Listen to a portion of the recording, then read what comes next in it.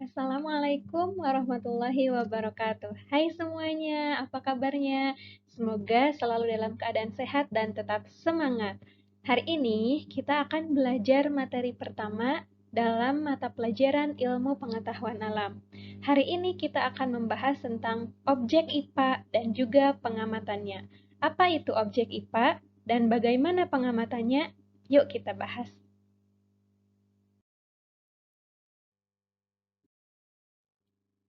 Coba kalian perhatikan fenomena berikut. Di sini ada sebuah fenomena sungai yang sangat hitam warna airnya. Pernahkah kalian melihat fenomena tersebut? Jika ya, apakah yang terlintas di pikiran kalian ketika melihat fenomena tersebut? Mungkin yang terpikir di benak kalian ketika melihat fenomena tersebut, kalian akan bertanya-tanya, mengapa air sungai tersebut berwarna hitam? Nah, pertanyaan tersebut merupakan bentuk rasa ingin tahu kalian terhadap suatu fenomena. Jika rasa ingin tahu kalian sudah muncul, tentu kalian akan mencari jawabannya dari internet, buku, maupun bertanya secara langsung kepada guru atau orang-orang yang ada di sekitar kita. IPA sendiri merupakan hasil pengamatan para ilmuwan zaman dahulu. Pengamatan yang mereka lakukan akan dijadikan sebuah perkiraan atau dugaan sementara yang disebut dengan hipotesis. Sebelum nantinya dijadikan suatu teori yang digunakan untuk menguak kejadian atau fenomena alam yang terjadi yang dapat kita gunakan sampai sekarang.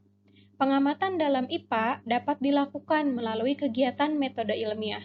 Apa itu kegiatan metode ilmiah?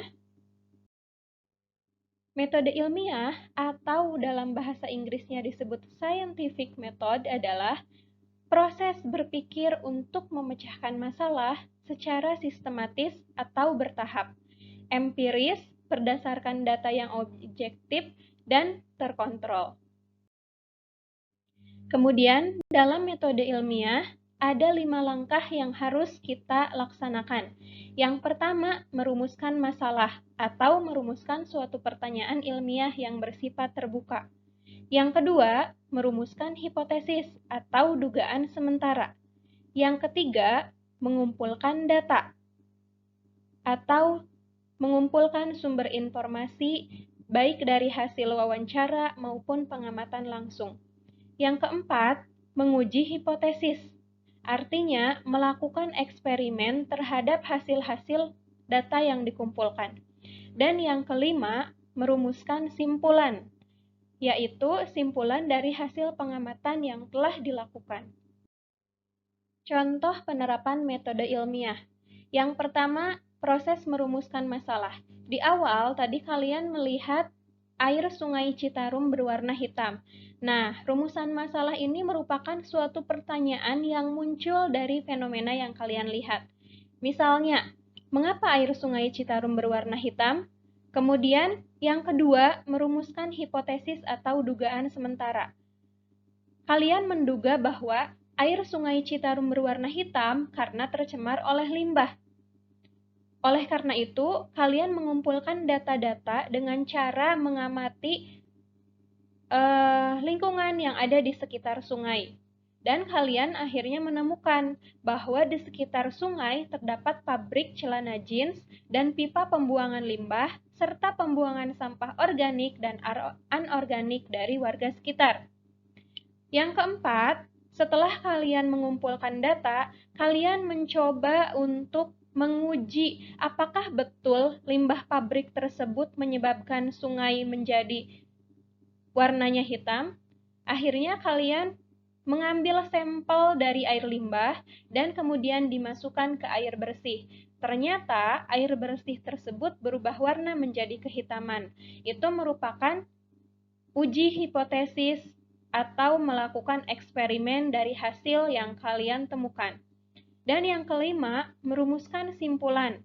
Berdasarkan hasil pengamatan yang kalian lakukan, ternyata di sekitar Sungai Citarum dan proses pengujian sampel limbah pabrik dapat disimpulkan bahwa air Sungai Citarum berwarna hitam karena tercemar oleh limbah pabrik tekstil.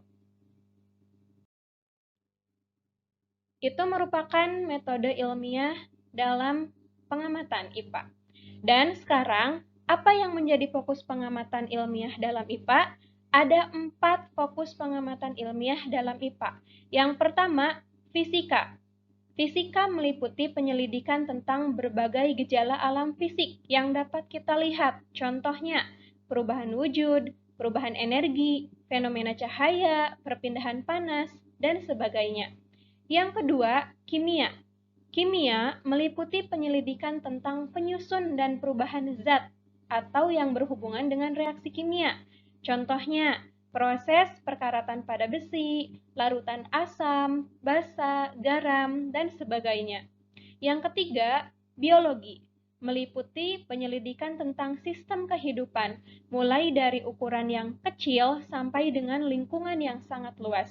Misalnya, virus, bakteri, jamur, hewan, tumbuhan, ekosistem, dan sebagainya.